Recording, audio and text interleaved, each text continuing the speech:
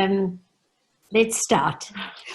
Welcome, everyone. I am so pleased to have the opportunity to introduce Avital Leibovich, Director of AJC Jerusalem, to you. Avital received her BA in English Literature and Political Science from Bar-Ilan University and an MA in International Relations from the University of Haifa, as well as a diploma in spokesmanship, communications, and public relations from the Department of Foreign Affairs at Bar-Ilan University. Avital has served as the face of the IDF to the international community, an international IDF spokesperson. Immediately before coming to AJC, Avital served as head of the interactive media branch of the IDF spokesperson's unit, a branch she established to address the rapidly growing influence of social networks and internet platforms in the media world. Previously, Avital was head of the foreign press branch, where she established strong connections between the IDF and international media, working with audiences worldwide, appearing in thousands of media interviews. I had the pleasure of traveling with an AJC mission with Avital to Greece and Albania. I learned so much from her, the key to building relationships while being able to put a vital point across for Israel and AJC. During the trip, we noticed that the elevators in the buildings always had big pots of flowers in front of them, an indicator that the stairs were the way to our end. We climbed endless stairs together in endless government buildings. While meeting in Jerusalem last year, Avital so kindly spent time with me, sharing and giving me many insights into AJC's relationship needs with the diaspora. Once the travel schedule returns to normal, I would encourage any of you visiting areas in which AJC has an office or a representative to ask Joel to set up a meeting for you with them. It's a great way to get an inside view of some of the important work that AJC does across the globe. Welcome, Avital. What a treat it is to have you with us. And now, Joel, I'm going to turn it over to you. Very good. Thank you. And thank you, everyone, for joining us. Thank you, Avital. Let's get right into it. I know if I go a couple of weeks without hearing about the possibility of an impending Israeli election, I know something's gone wrong. So, hopefully things will continue to go wrong for a while in that regard, because Netanyahu announced yesterday that we've at least kick the can down the road a little further on the possibility of new elections by announcing a compromise agreement with Benny Gantz on the budget, giving them an additional 100 days to come to an agreement on that budget. Can you tell us a little bit more about what the substantive areas of disagreement are between the two, and how fragile is our current coalition government in Israel? So first of all, thank you for having me. And Harriet, thank you for your very warm sort of welcome. I'm speaking to you from my home, which is approximately 20 minutes from Tel Aviv and approximately 1 hour from Jerusalem. And the time here is 8 o'clock in the evening, 8 p.m. And I'm very happy to be with you. So you're right, Israeli politics. Let's put it this way, if I have to prioritize my favorite things in Israel, I would say that politics would not make it to the top 10 because it is becoming really, really tough here in Israel politically. A few general comments about the political trends in Israel, and then we can go right into the situation itself. So first of all, I think you should be aware that, of course, we have a different political system. So whereas the American voter that will, go in a few months and decide whether he's a Democrat or Republican, your choice is very limited. For us here, we have a huge choice because we have 14 different parties to choose from. But not only that, let's say we are right-wing or we are left-wing. So we have a few parties to choose which are considered right-wing, and we have a few parties to choose which are considered left-wing. And we also have one or two parties which identify as center, can be even 2 or 3 parties. So we have a huge choice. So in the Israeli culture, it doesn't mean that if you are, you're a Democrat your whole life, then you continue to be a Democrat for decades. It's not the same. Basically, the leader of the party is the person who has the impact on the view of the Israeli voter. Now, what happened a year and a half ago? A party was formed out of nowhere, a party called Blue and White. The 4 leaders of the party were consisted of 3 generals, and as you know here, the army is an integral part, maybe the most popular organization in Israel. We can talk about that later. And generals coming from the army almost automatically receive some kind of trust from the Israeli audience. This party had one main problem. The ideological views within this party, there were huge gaps between them. So Lapid was on one end, and Ashkenazi was on the other hand. And as you saw, the party split. So the party was already in a shaky situation when it entered the united government kind of agreement, which took place exactly 3 months ago.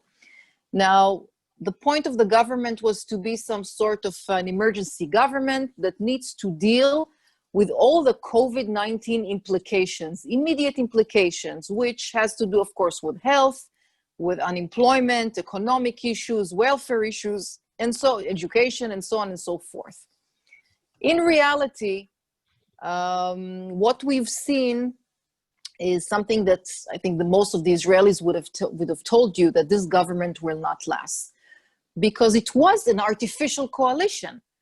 Netanyahu as the prime minister, we thought it's going to be very difficult for him to allow a rotation with Ganz, the head of Blue and White, in another year or so, because Netanyahu wishes, to continue his staying in power. This is something he always aimed for. And by the way, what did he do in order to maintain that?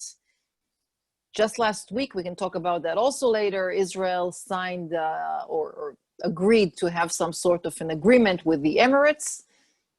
Ashkenazi and Ganz, the foreign minister and the alternative prime minister, were not told that this is happening. Netanyahu kept all the secrets in a way to himself, as he keeps also the relations with the US, as he also keeps relations with other Arab countries, and maybe with some of the European countries. Now, this doesn't mean that, the other ministers don't do anything, but it's very difficult. When you're a minister, you have to have budget in order to carry out your plan, your goals, to fulfill your goals. And guess who's controlling the budget? The Likud party, Netanyahu's party. So we have all these ministers from the Blue and White party, part of the government, which can't do much. They cannot do much because they hardly have budget. So that's another issue. At the end of the day, we see here a clash between the current leader and a potential wannabe prime minister. And I'm very much concerned that we'll see elections in another 3 months, because the bill that was passed today and was just authorized, I think, half an hour ago, basically does nothing but delay the decision in 100 days. That's what it does. So the country will continue to run on a budget which is similar to the budget of 2019 divided by 12 months, just for another 100 days, and that's it. I think in 100 days, unfortunately, there will be no choice unless something very dramatic happens. Unfortunately, Israel will go again to elections. It will be the 4th, if that would happen, It will be the fourth elections in just over a year and a half. This will cost the country here something like 2 billion shekels. It's a huge amount of money. Of course, it's such a waste of money to throw the sum at such a difficult economic time. But moreover, and here is the bottom line, the results will not be different, because the left political parties are dead in Israel. The Labor and Meretz, they do not receive more than a very few mandates every elections, and it has been the trend for the past decade, and they will not suddenly revive. So the country is center and center right, and therefore, at the end of the day, in 100 days when we will go to elections again, there will not be any significant change in the government. And Netanyahu again will have to partner with other parties in order to get a majority of 61 seats. And who can be his partners? Again, the same partners all of these years. Bennett, which has a very right-wing party, the ultra-Orthodox, which received the political power decades ago, and it's unfortunate they still have that power today. So that's not going to change. And this is the voting culture. Just one last little point. We do have another difference between our political culture in Israel and the US. And I looked at the last elections in America, and I saw that the voting percentage in America was 50%. In other words, every second American didn't bother to vote for whichever reasons. In Israel, we have an average of something like 70% of voting. So people here are very politically involved in what's going on, and I expect this to continue. Thank you. So you briefly touched on the historic agreement between Israel and the UAE, and for many people, this seemed to occur just right out of the blue. But AJC has been engaging diplomatically with UAE and other Gulf states for well over 2 decades. In fact, Ray Termini, who's on the call today, and Nate Levine have both traveled to the Gulf states on diplomatic missions with AJC, with Jason Isaacson. What can you share with us about AJC's work in this area? And do you think there are other countries in the Middle East or North Africa that are primed to follow suit in the near future? You know, I think, Joel, the fact that AJC was wise to detect the potential of the possible future relations between Israel and the Arab world almost 30 years ago says something about the ability to have a long-term vision. Because today we see that this long-term vision actually matured into fruition. And earlier today, the Minister of Health from the Emirates, together with his Israeli counterpart, actually issued a public statement to the media talking about some joint efforts to deal with COVID and research and other areas. And if you will be in Israel tomorrow morning and you will open one of the radio stations, you will hear suddenly so many Israeli companies who are coming into the light and talking about their long-time relations with Emirati companies. So finally, people can talk about their relations openly and freely. Obviously, this is not a peace agreement because we were not in any war kind of situation with the Emirates, of course. But this is a normalization agreement. But moreover, the importance, and this is something that AJC has been pushing, is that the equation should be peace versus peace, and not peace versus resolving the Palestinian issue. Because honestly, most of the Arab world is feeling a great deal of fatigue from the Palestinian situation. And as I speak to you now, it's following 2 weeks of ongoing daily rocket firing from Gaza and balloons with explosives, which are setting fields and fields on fire. Today, there were something like 25 fires in the Israeli communities near Gaza. So they have chosen a very specific path, and the Arab world is really fed up. Additionally, they see Israel with a lot of common ground for cooperation. It's not only Iran. Of course, Iran is a dominant factor here, but it's also science and it's also agriculture. I'll give you an example. One of the mayors of the Negev, and many of you who visited Israel, remember that the Negev is one of the biggest desert we have in Israel. And in the Negev, Israeli agriculture is blooming. And they found amazing ways to grow everything, starting from flowers to herbs to fruit. So the mayor of the Negev area actually revealed that he has been in touch with the equivalent, one of the mayors in the Emirates, and teaching them about, using the same kind of topographical conditions and growing different kinds of crops. Learning from the Israeli experience. And this has been going on for years and years. So every day there is like a revealing of a new kind of relations.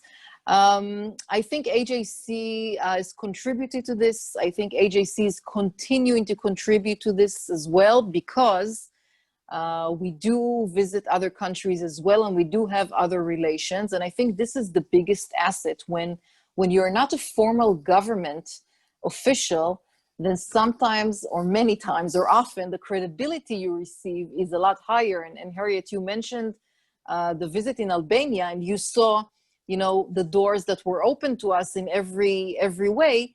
And it's really due to a long time relationship building with these people, with these officials. And right now we have Secretary of State Pompeo, who arrived at Israel a few hours ago, and his next stop will be Sudan. So maybe this is an indication of the next possible agreement with another country here in the region. Other names are Bahrain and Oman. Morocco, I don't see it happening in the near future. But maybe later on. In any case, we're talking about slow processes because this is, the culture of the Arab world.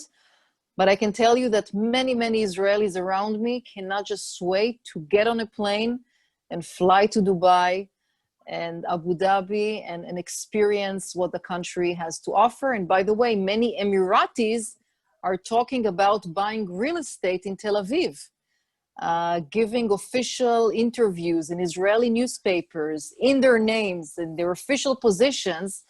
So I think this is really groundbreaking. And by the way, just connecting to your previous question, Joel, politically, this agreement did not help Netanyahu's popularity, because a poll that checked how popular Netanyahu was before the agreement and after the agreement really showed there was no difference between the numbers.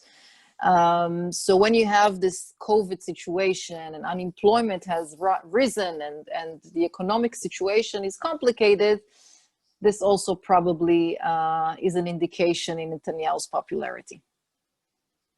Thank you. We'd love to hear a little bit about Israel's fight against coronavirus, both from a community health perspective and what we can learn from Israel's successes in the early days, what we can learn, especially myself speaking as a parent whose kids went back to school this last week, about Israel's failures, and but also from a research perspective, the search for a vaccine. So there are 80 companies in Israel which are currently working on a vaccine or some type of test or COVID-19 related solutions, I would say, whether it's private science centers or academic science research centers and so on.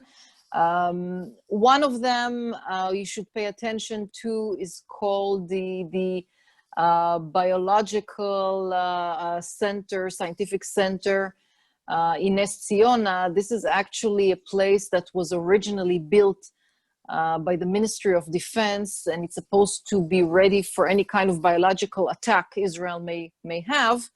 But actually now it began developing a vaccine for COVID-19. and it's going to start the phase 3, which is human experiments in 2 months.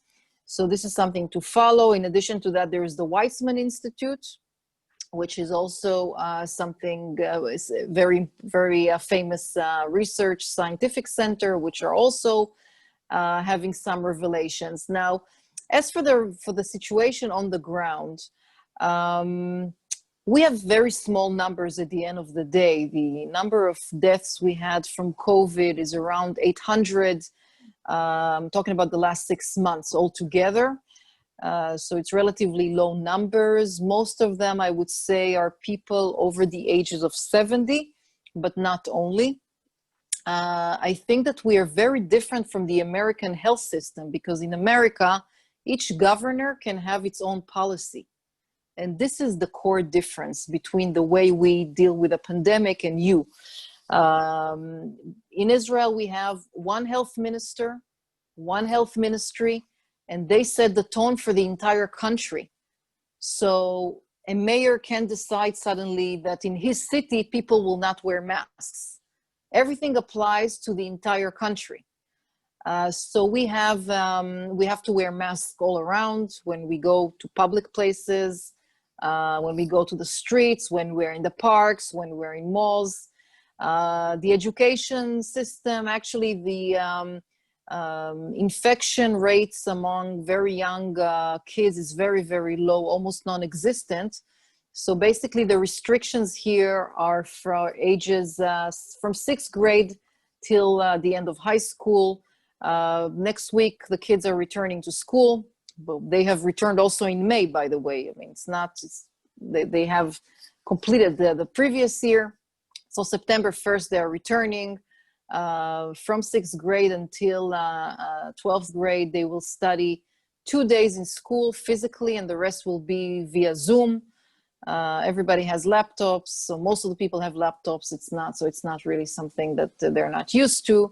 I think the two main mistakes that Israel did in relation to COVID is not appointing a general director to deal with all the angles of the pandemic. In other words, not only the angle of the health, but also the economy. Someone who will sit, in space somewhere and build a strategy for every angle. And the second mistake that Israel did was it didn't invest enough efforts to two populations: the ultra-Orthodox, which don't get any information via internet or traditional media because they don't watch these things, and the Arab population. And these are the two hotspots that we have today. In many Arab villages and many ultra-Orthodox cities, we have a huge number of contamination. We're talking about something like 1,500 people who are contaminated every day. Most of them don't have symptoms, but some do. We don't have a huge number of people who need respirators. We don't have a situation of hospitals collapsing like I've seen in New York and elsewhere. So we are in a good place from a health medical situation. But the assessment in Israel, by the way, talks about the pandemic with us for at least 1 year, or more accurately, between 1 year and 2 years, because the stage 3 of experimenting on humans will be a very critical and a very lengthy one because of the implications of the possible vaccine. So we're looking at 1 to 2 years of a similar kind of situation. Wow. We're getting some phenomenal questions from people both in the chat and via dallas@ajc.org. So I want to go to some of those audience questions. We've got 3 on the UAE that I'm just going to rapid fire at you. First from AJC Dallas past president and current Board of Governors member Adam Lampert, who says that a friend in Jerusalem tells him that Americans are more excited than the Israelis about the UAE agreement because the Israelis expected this. And what are your thoughts about the opinion of the regular Israeli on the street? Secondly, from Ellen Marcus, how does this agreement with UAE affect security? And she's concerned that terrorists will have easier entry into Israel. How do you see them preventing that? And finally, Charles Pullman asks if you would address how developments with the UAE and the Beirut blast recently is affecting Iran and its influence in the Middle East through its proxies. Okay, so I'll start with the second question on the terrorism issue. Look, Israel has built, I think, one of the best safety measures for airports in the world. So I'm not concerned of that situation at all. I don't think it will be an issue. I think it will be a challenge for the Israeli security apparatus to build a mechanism which on one hand will know how to screen those coming from the Emirates into Israel, but on the other hand, make them feel welcome and not, you know, secluded in some room while, I don't know, they check their background or something. So Israel will have to figure that out, but I'm not concerned of entrance of terrorists. As for the average Israeli feeling on the street, Adam, I have to disagree with you on this one. I think Israelis are ecstatic. And by the way, no, we didn't see that coming. Because imagine the situation that we're all with the COVID issue and the political situation, and we don't know if the government is falling apart or not. And then Netanyahu gives us this surprise. People are already contacting their travel agents, trying to find out when would be the earliest they can fly. And I know there are travel agents who are already working on that. Although it will probably take something like 2 years, as I understand, before we'll see the Emirates airline fly here. There are 2 airlines which are planning to fly here. But I think Israelis are very, very happy, and they can talk about it openly. And I can tell you, as someone who is on Twitter, I can tell you what, you know, and I've been, I'm a part of the bad ones because I've served in the army, and people know who I am and they can Google me easily. And you know how many positive messages I've received from Muslims from the Arab world? It's amazing. It's amazing. And I think the bottom line of this kind of agreement is that the Palestinians, at the end of the day, are on their own. They're on their own, but they're on their own because they chose to be on their own. And when I think it was Abu Mazen who gave a formal statement which he rejected the fact that there is an agreement between Israel and the Emirates, you know, I wrote to his statement, and I said, isn't it time for you to sit next to the table and start negotiations in order to move somewhere? Because, you know, you are on the side and you're not going anywhere. So look where Israel has advanced for the last 70-something years and where the Palestinians are. And that's exactly what the Arab world is seeing and looking at. So I think Israelis are very, very happy. By the way, on the Weekend paper, which are the most popular newspapers here, obviously, there were 2 Emirati officials who wrote, one gave an interview and one gave an op-ed. The first one was the ambassador in DC, Yusuf Eloteibe, which is a regular contact for AJC in DC.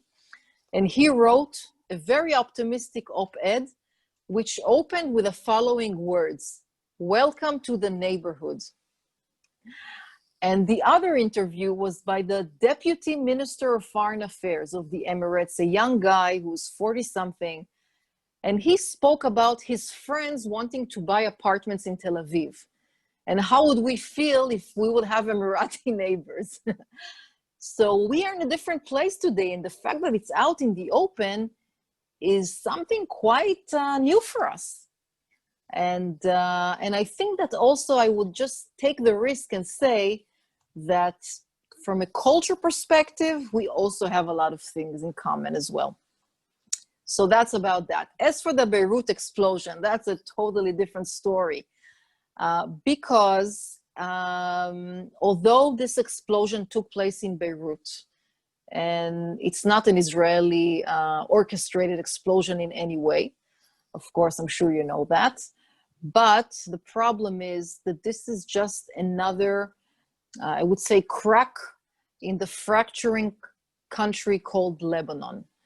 And for us to be on the border, having a country which is potentially a failed country, just like Syria is a failed country, this is not a healthy situation for us, because that's exactly what Hezbollah enjoys. When terror groups like Hezbollah enter an area of chaos, they flourish, they bloom, and they take advantage of this chaos and do whatever they want. The country has been hijacked by Hezbollah, by Iran, you can call it whatever, Shiite, whatever, but for us it's quite risky. There is high alert on that we have on two borders right now. One is on the southern border with Gaza, and that's for another reason. But also we have on the northern border, the border with Lebanon, because Israel has targeted a Hezbollah operative a few months ago in Syria, and Hezbollah actually promised to retaliate to that death, which they did not do at this point of time yet, and we're expecting some sort of an attack. Of course, the explosion delayed this retaliation, but it will come sooner or later. By the way, there was a lot of frustration and anger from the Lebanese people on Hezbollah, but going out to the streets and protesting for a couple of days does not really make a huge difference in the Arab world in such small numbers. Hezbollah is very, very intertwined in the political system. Even if they keep low profile for a couple of weeks, they're still very much controlling the country, very strong. They have the financial backing of Iran. And this is why we in AJC must continue our campaign to outlaw Hezbollah. In your meetings with European officials, consul generals, and other diplomats, you should repeat this request to outlaw Hezbollah, both from the political wing and the military wing. And by the way, there are the parties in Lebanon that they can talk with, because one of the excuses that we often get is that Hezbollah is a party in the government, and we can't outlaw that because we need to talk to the government. Well, your answer should be, there are many other parties in the government as well you can talk to, not a terrorist organization. So this is another effort that we are continuing. It looks very, very unstable right now at our northern border, but we are monitoring the situation closely.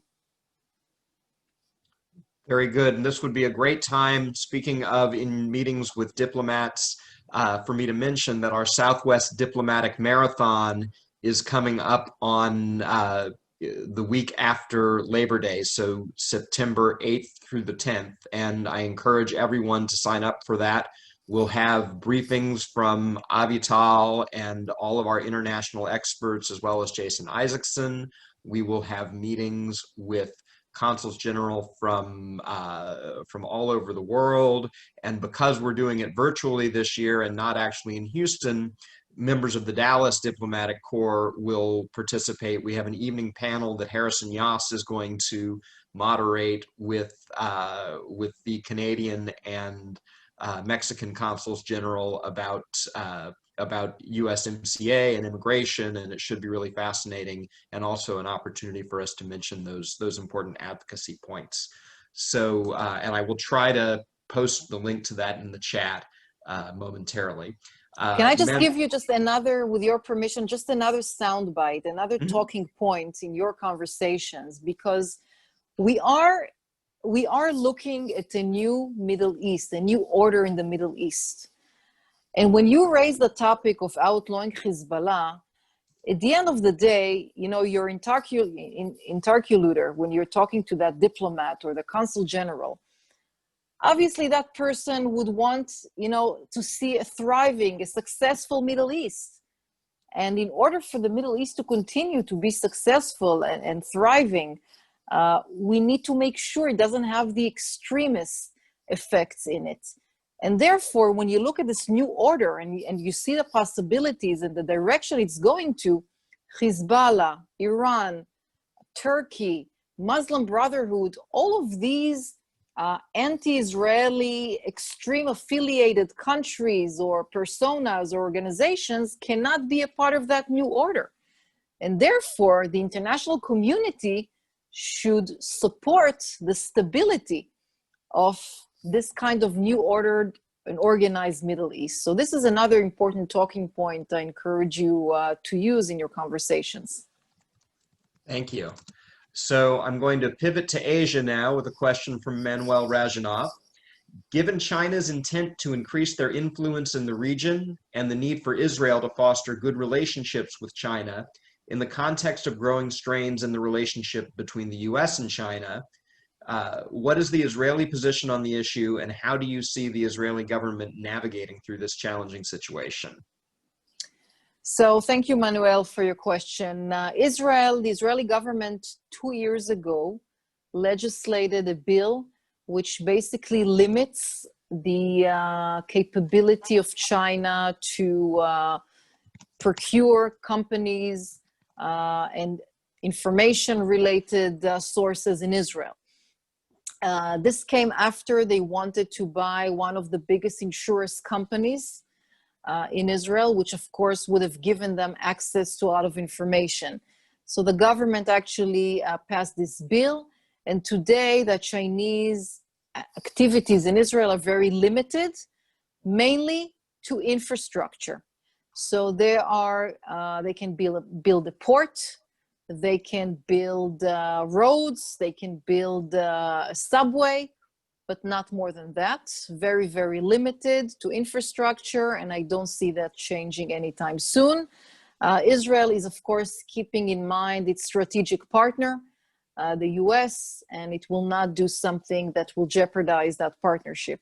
So it's really limited into that. If you look, by the way, a little bit broader, and you look at Cyprus and you look at Greece, you'll see a lot of Chinese investment in infrastructure in those countries as well.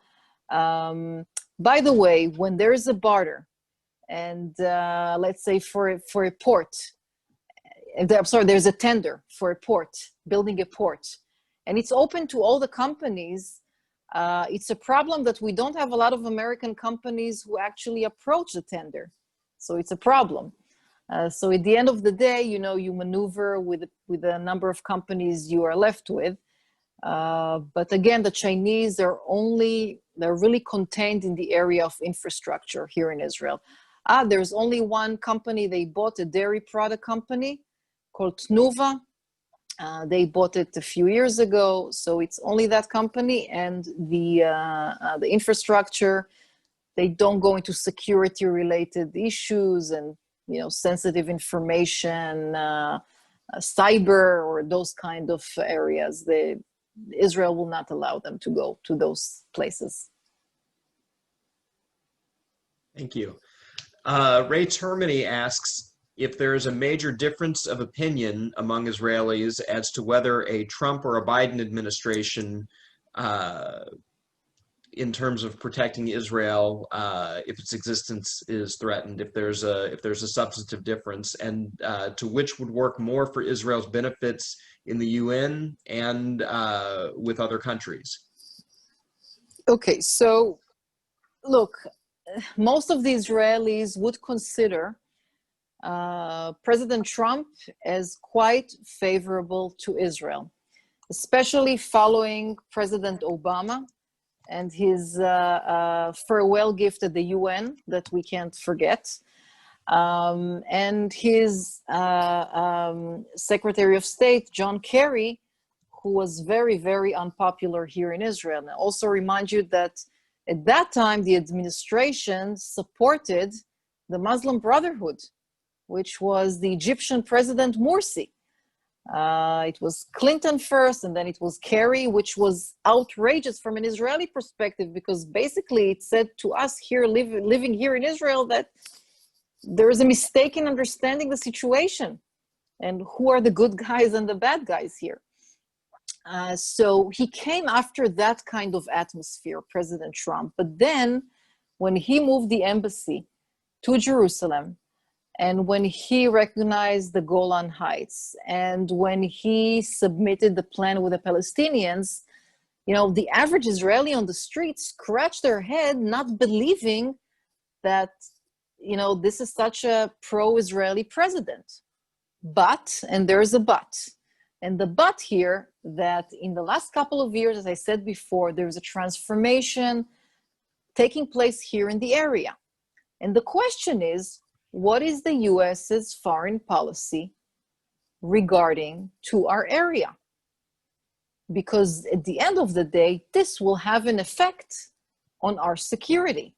So if the US decided to pull out 3,000 troops from Syria, leaving only Russia and Iranian forces on the ground, then we have a problem with this situation. And Iraq is in a dire situation.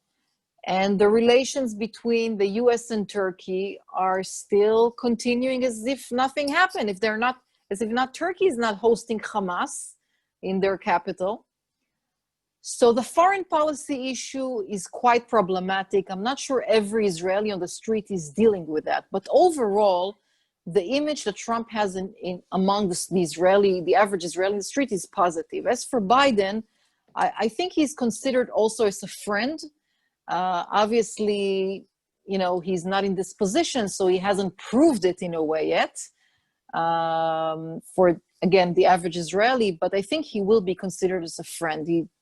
I didn't hear any negative descriptions of his agenda or something like that. But at the end of the day, the question should be, what is Biden's administration foreign policy?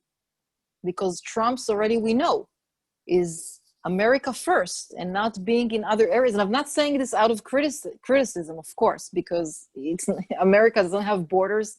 It has to defend with Syria, of course.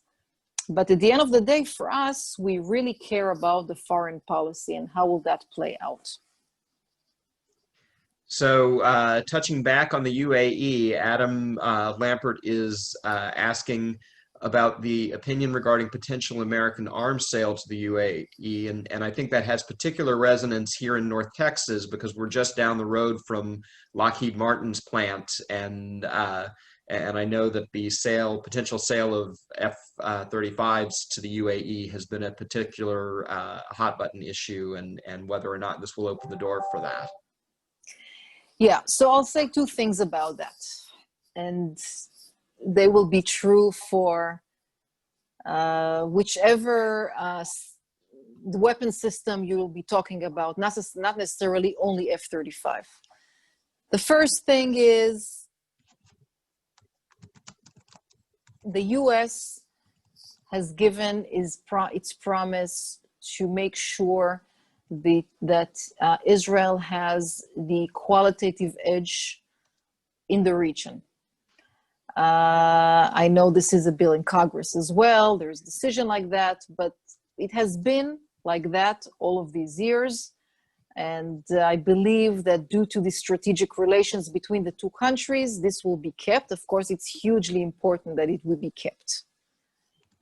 The second point is, and by the way, I'm sorry, I'll add a third one also.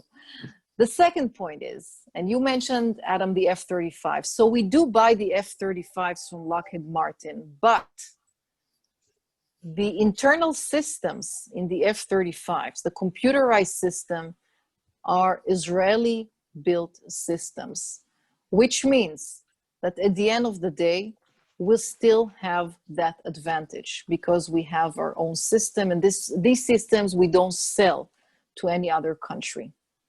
And number three, let's say that tomorrow morning the Emiratis will receive F-35. By the way, the process or the request of the Emiratis to receive F-35 began 6 years ago, not a month ago with Jared Kushner. It has nothing to do with Kushner. It began years ago. But let's say they get the permission and they receive a squadron of F-35s. Will they attack Israel tomorrow morning? No, of course not. It's not, I mean, it's not an issue of attacking. Israel has image of a very strong, militarily strong country, which won many wars. I don't see a situation that they will attack tomorrow morning. And so to my comment, others will say, yes, but look what happened in Turkey. Turkey and Israel were partners until 2000, and then situation changed.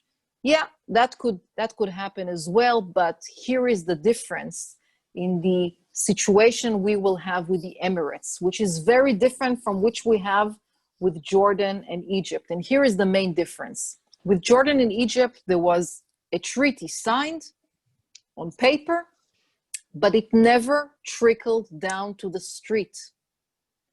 In other words, a minister is talking to his Israeli counterpart.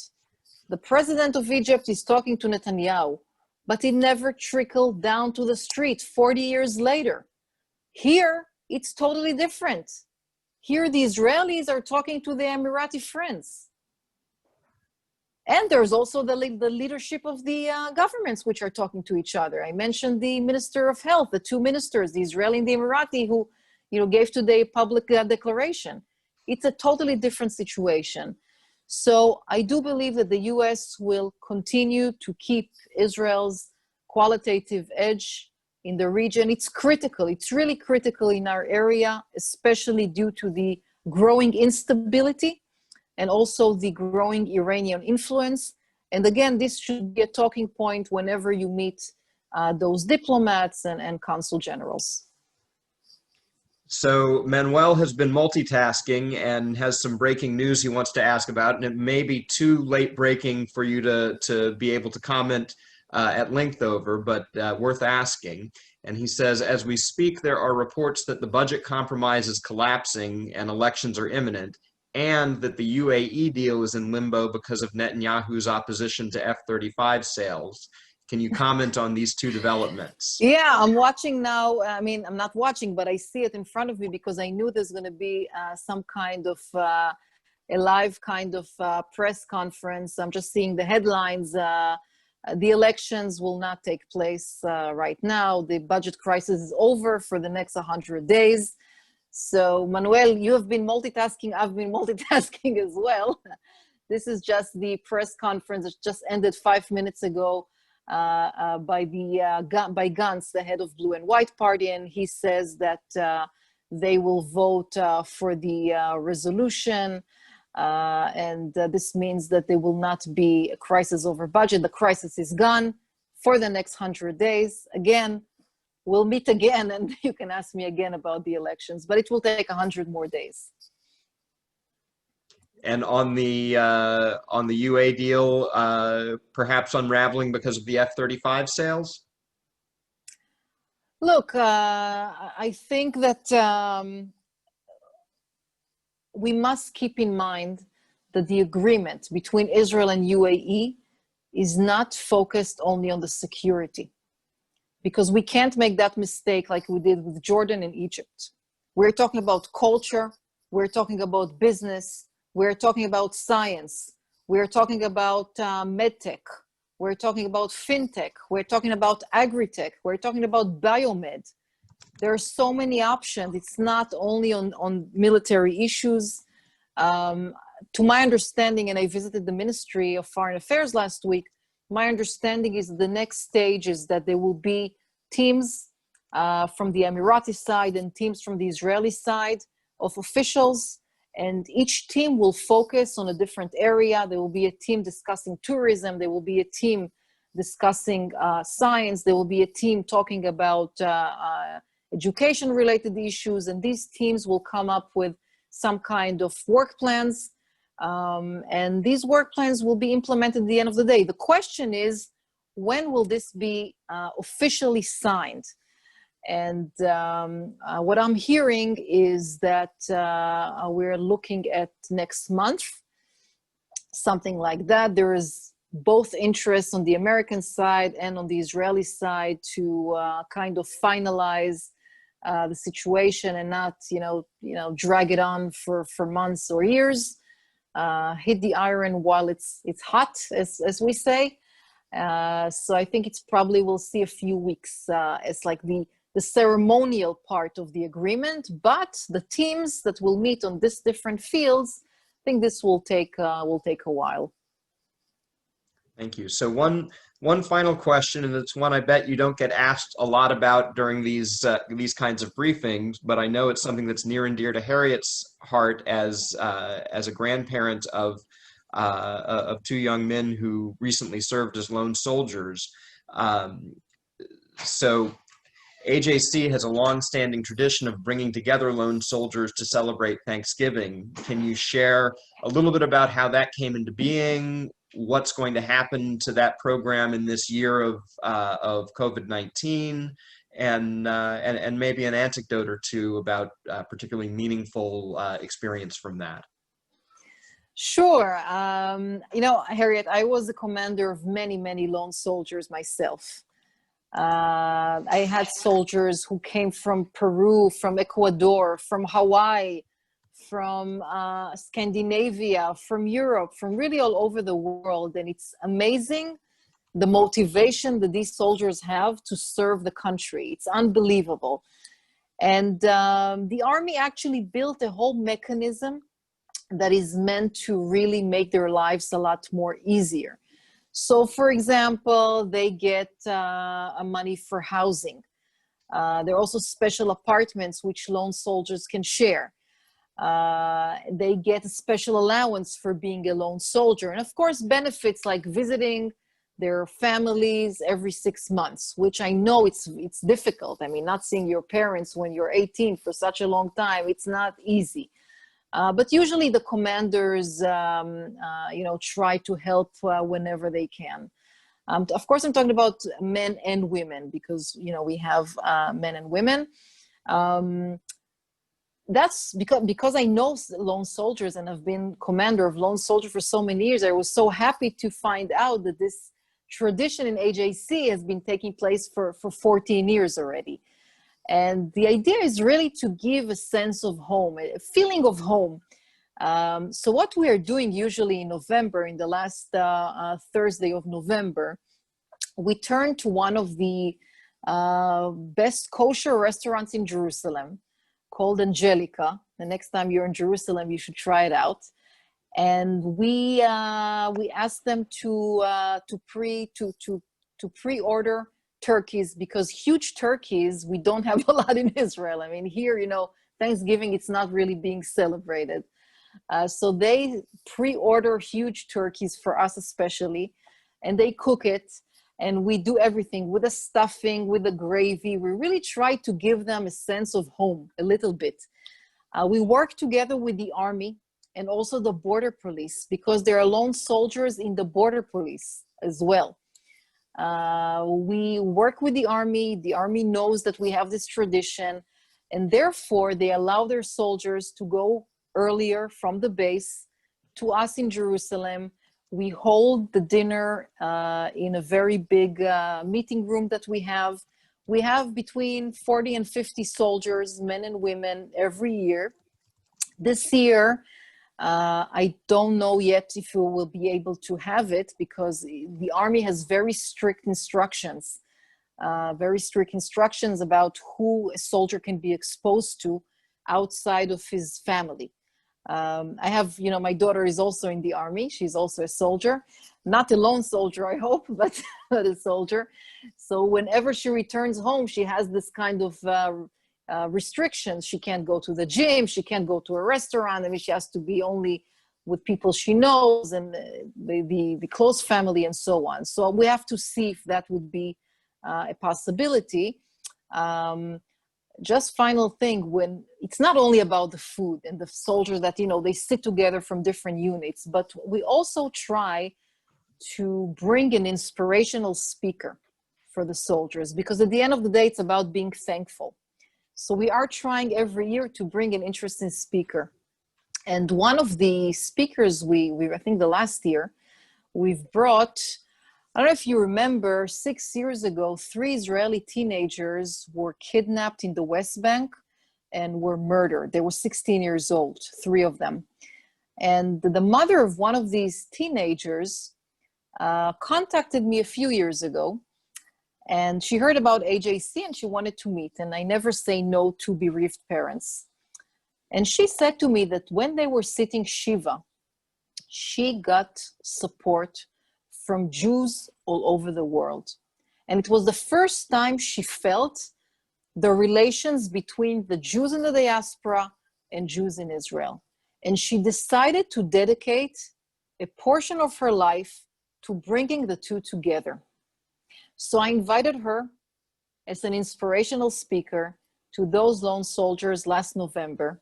It was phenomenal. It was very emotional, but for them, it was also something significant to talk about the Jewish diaspora and how we can, connect the two. So that's a beautiful tradition that we have in AJC Jerusalem, and I'm looking forward to continue it as soon as we are able to. Wonderful. Well, on that note, and my doorbell is ringing, I'm going to thank everyone for joining us, and hope that people will register for the Diplomatic Marathon. If you need that link, it's in the chat, or you can certainly email me to get that as well. Everyone stay safe, and we'll talk to you soon. Stay safe and Shana Tova. Shana Tova. Shana Tova. Bye.